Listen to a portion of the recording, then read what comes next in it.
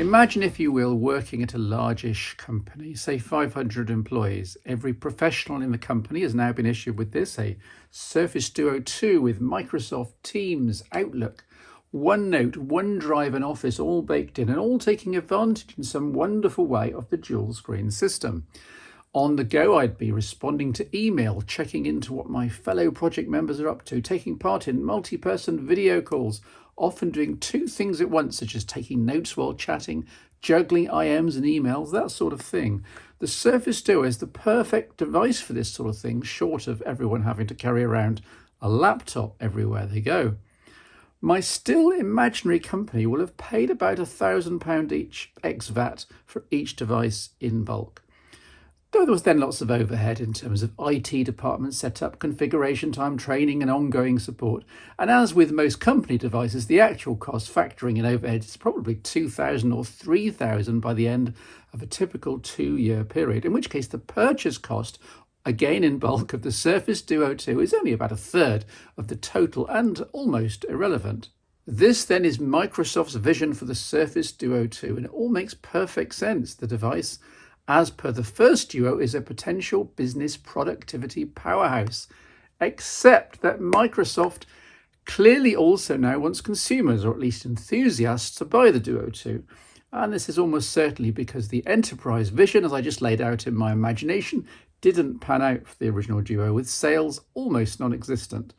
So here we have the Microsoft selling to individuals at starting £1,350, including VAT, and up to £1,590 for the half terabyte version, which is crazy. The aforementioned imaginary employees were given the imaginary Duo 2s by their imaginary company, but all the employees will also have had their own private smartphone, typically an iPhone or Android device, which is optimized for social, music, media watching, imaging, whereas the Surface Duo 2 is optimized for exactly none of these. Yes, you can browse 2 social media apps at once. Yes, you can scroll through your music library while reading a web page on the other.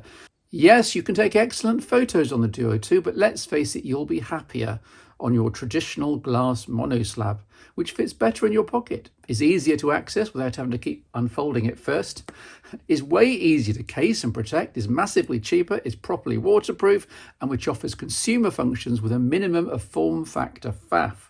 So why would a consumer, even a tech enthusiast, buy the Microsoft Surface Duo 2?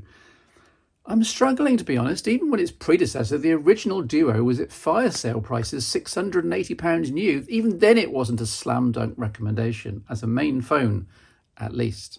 There's a tinge of sadness in all this because the Surface Duo is derived from Microsoft's Project Andromeda, first leaked in 2017, with surprisingly few hardware differences. Originally, Windows 10 Mobile was going to be the OS used, with tweaks for the 2 screens. Then the plan got changed to run Windows 10 on ARM. Then it got changed again to run Android in 2019 for the original Duo's eventual release in 2020. But Android is unashamedly a consumer mobile OS. Wouldn't it have made more sense to have Windows in some form on this form factor in terms of productivity, in parallel to an existing iOS or Android phone on the side? Well, maybe. Now, it's true that Microsoft has seriously upped the specs game over the original Duo. We have a triple camera on the back of one display, angled so that the device can fold almost flat. Results from it are very good indeed. The usual contrast, edge and colour enhancements plus noise reduction, but tastefully done. And this is right up there with the better iPhones and Galaxies of this world. See the samples here. Focusing is quick and good. Colours are excellent throughout. Zoom is limited but reliable, and nighttime shots need a little tapping to aid exposure, but results aren't bad at all.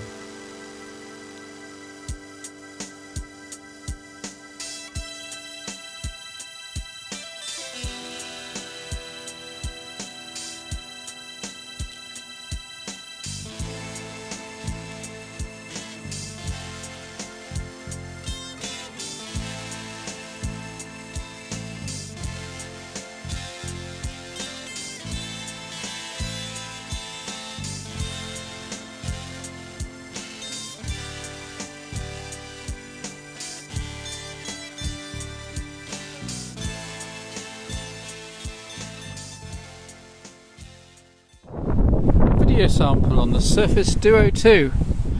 Everything seems more or less there in photo and video, just a bit of lag here and there. See what you think of the audio quality this blustery autumn day in the UK. This is the wide angle, ultra wide that is. And there being some boats up there, let's switch to the 2x telephoto, all of which I can do while recording without any breaks, Sony style. Now the shooting experience is a little odd. Because of where the cameras and screens are, you have to shoot photos with the phone opened out, with the bottom half of the phone kind of hanging down as if you had a folio case on the traditional phone. So if you've ever ridiculed a normob for snapping photos on an iPad out in public, then this is very nearly you with the Surface Duo 2. It's all decidedly non-optimal.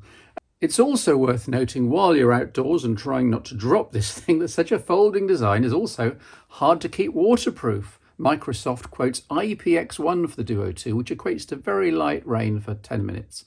Samsung has gone up to IPX8 for the Z Fold 3 by comparison, thanks to techniques like nano coating the inside. So keep the Duo 2 away from elements, away from dust, away from drops and impacts across the board. We have a Snapdragon Treble 8 with 8 GB of RAM on board, with a tweaked version of Android 11 for the two screens, and everything rocks along nicely. The interface was smooth throughout, and my biggest issue was in my brain and getting the hang of the vertical home swipes being horizontal in landscape or laptop modes. I'm sure it gets easier as you get the hang of what's possible and know which content is sliding where.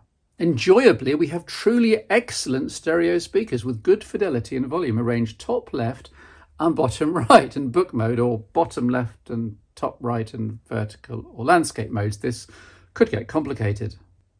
Here's a demo, full volume on the Surface Duo 2.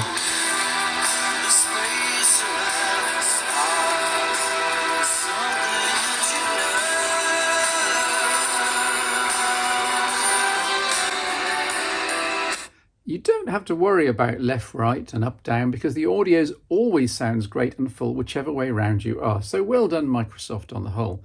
As you do change modes from book to tablet, tent to laptop, the user interface does keep up and the appropriate keyboard layout is offered. For example, a split tablet keyboard if you're using something across two displays, a single screen keyboard if you're inputting on just one screen, a virtual laptop keyboard if needed, if the screens are on top of each other.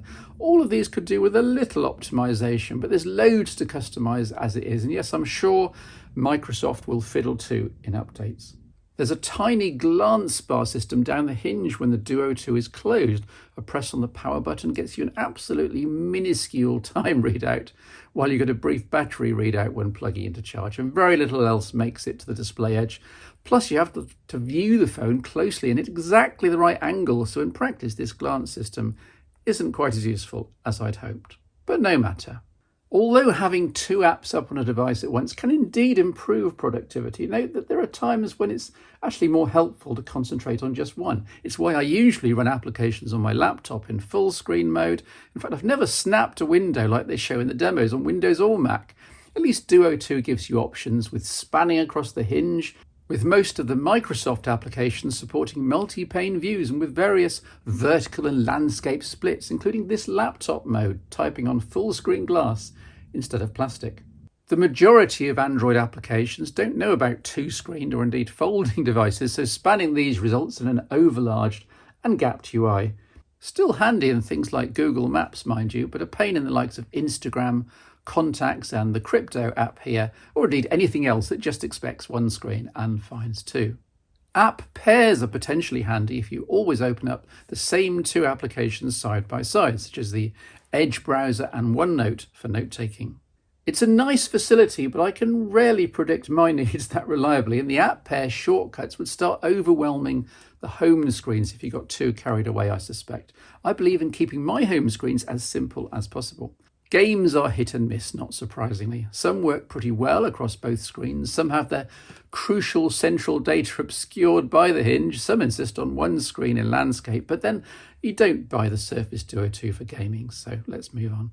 So we have an enterprise productivity champion that may sell well, but almost certainly won't. Microsoft is selling to consumers at a price that absolutely ensures it will remain ultra niche and will only sell literally a few thousand, if they're lucky. The bill of materials here is in the order of £700, I estimate. Now, add a profit margin and VAT, and swallow the R&D costs as the company's deep pockets. Microsoft could be selling this at £900, maybe £950, maybe even £999, and then they might sell a few million worldwide, which sounds a lot better. But Microsoft still has business and enterprise in mind at heart. They absolutely will not do this. But let's hope for the Duo line's sake that enough enterprises do finally show interest. Otherwise, there won't be a Surface Duo 3 for us to enjoy in 2022.